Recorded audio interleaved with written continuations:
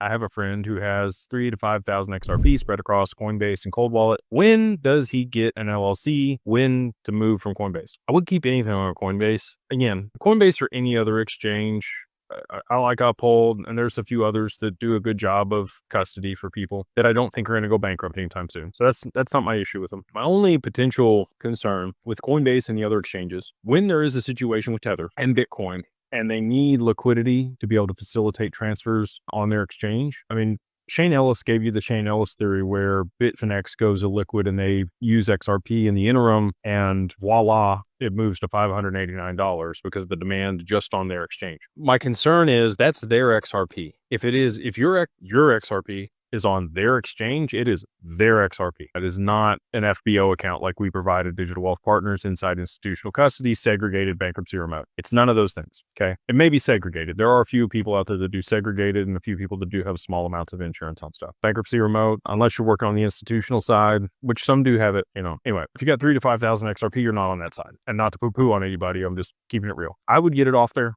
get it on your cold wallet, just so that you don't have any counterparty risk.